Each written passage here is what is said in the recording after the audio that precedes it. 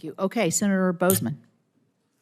Thank you, Madam Chair, and thank you, Senator Whitehouse, for having this very, very important hearing. And again, as always, your example of working together, leading us together so we can actually accomplish a result, which is so, so very important.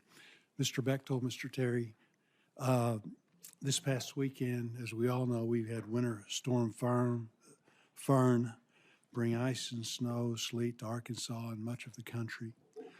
We're grateful for the preparations by our local utilities and linemen. They did a tremendous job, not only in Arkansas, but throughout the country. The Department of Energy provided proactive relief in allowing the use of backup generators. And EPA Administrator Zeldin has also made operational flexibility a priority. I think the question is, do you all have any recommendations for how the EPA can enable more flexibility for backup generation to operate during grid emergencies? And then also, how will comprehensive permitting reform allow for utilities to better prepare for the next emergency? Mr. Terry. Yeah, happy to respond. And I am really commend the linemen, the utility workers, the states, and DOE for having gotten through this last weekend.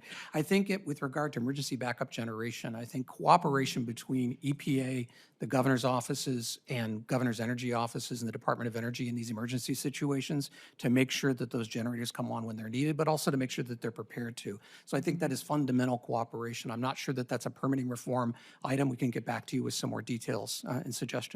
Very good. Mr. Terry, with Chairman Westerman's passage of the SPEED Act and Governor Sanders signing energy regulatory reforms into state law, Arkansas is emerging as a national leader in common sense permitting reform, as industries such as technology, lithium, steel, manufacturing, aerospace, defense, and forestry are seeking to set up shop in Arkansas or expand existing operations.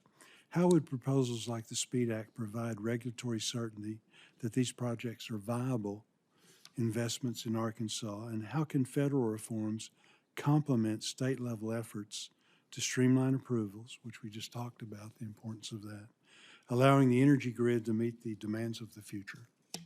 Excellent question. I think a couple of things. One, the kinds of actions we see at the state level, such as Arkansas, this does allow investment to come in. The missing component of federal permitting certainty is critical to that. The SPEED Act, I think, does take a good step forward. However, ensuring that that comes out with certainty around timing, also certainty around technology or project neutrality, I think is important. Lastly, I think the kind of attraction in business that you see in Arkansas and other states that have taken action, these are once-in-a-generation opportunities. If those businesses, manufacturers, et cetera, go overseas, we lose them forever. And I think that's the urgency to this. Very good. Ms. Ross Hopper. Arkansas is currently seeing major investments in AI and cloud infrastructure, including a multi-billion-dollar data center in Little Rock and West Memphis. Arkansas was able to land these investments in part because of a reliable, affordable, and all of the above energy supply, including solar. What steps should be taken to ensure permitting reform remains technology neutral, encouraging diverse investments in a state like Arkansas?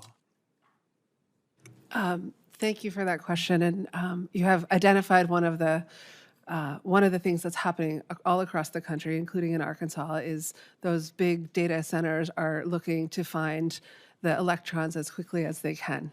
Solar and storage often are part of the solution. You will never hear me say they need to be 100% of the solution. But what can you do here? You know, you've heard unanimity here around technology neutral, technology agnostic solutions, not weaponizing the permitting system. And I think that means that you have clear timelines, right? So that every project, regardless of the source of the energy, has the same kind of timeline, the same kind of environmental reviews. They'll be different based on the technology, but they should be sort of standard and predictable. And I think kind of being clear about the certainty and the the finality of final decisions and final permits is critical.